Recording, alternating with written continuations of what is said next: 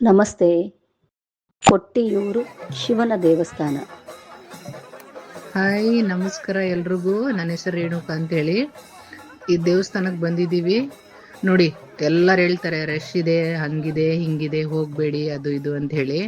ಅಂಥದ್ದು ಏನಿಲ್ಲ, ಆರಾಮಾಗಿ ಹೋಗ್ಬೋದು, ಆರಾಮಾಗಿ ಬರ್ಬೋದು.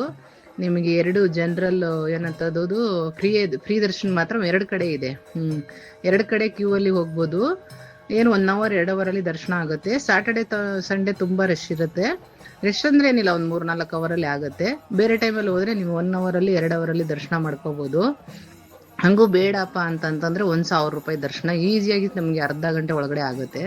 1,000 ರೂಪಾಯಿ ದರ್ಶನದಲ್ಲಿ. ಆಮೇಲೆ ತುಂಬ ಚೆನ್ನಾಗಿದೆ, ಎಲ್ಲನೂ ನಿಮಗೆ ಅಲ್ಲಿ ಆರಾಮಾಗಿ ಹೋಗ್ಬೋದು. ನುಗ್ಗೋದು ಅದು ಇದು ಎಂಥದ್ದು ಇಲ್ಲ, ಆಯಿತಾ. ಬಟ್ ಏನಂತಂದರೆ ಅದು ಮೇನ್ ಅಲ್ಲಿ ಛತ್ರಿ ತಗೊಂಡು ಹೋಗಿ, ಯಾರೇ ಹೋದರೆ ಛತ್ರಿ ತಗೊಂಡು ಹೋಗಿ, ಮಳೆ ಬರ್ತಾನೆ ಇರುತ್ತೆ.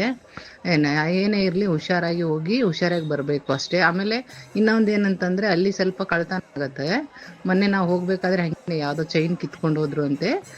ಸ್ವಲ್ಪ ಒಡವೆ ಯಾರೋ ಹಾಕ್ಕೊಂಡು ಹೋಗ್ಬೇಡಿ ಹೋಗುವಾಗ, ನಾರ್ಮಲ್ ಆಗಿ ಹೋಗಿ.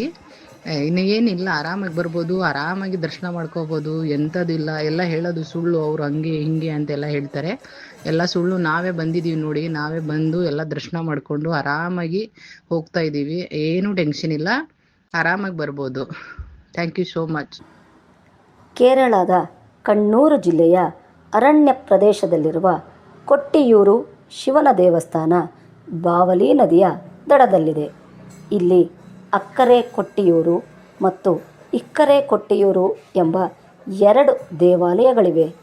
ಅಕ್ಕರೆ ಕೊಟ್ಟಿಯೂರು ದೇವಾಲಯ ವರ್ಷದಲ್ಲಿ ಮೇ ಇಂದ ಜೂನ್ ತಿಂಗಳ ನಡುವೆ ವಾರ್ಷಿಕ ಉತ್ಸವವಾದ ವೈಶಾಖ ಮಹೋತ್ಸವದ ಸಮಯದಲ್ಲಿ 28 ದಿನಗಳು ಮಾತ್ರ ತೆರೆದಿರುತ್ತದೆ.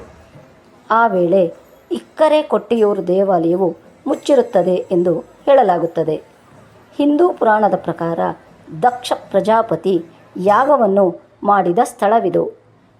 ಶಿವನ ಪತ್ನಿ ಸತೀದೇವಿಯು ಯಜ್ಞಕ್ಕೆ ಹಾರಿದ ಸ್ಥಳವೂ ಇದೇ ಆಗಿದೆ.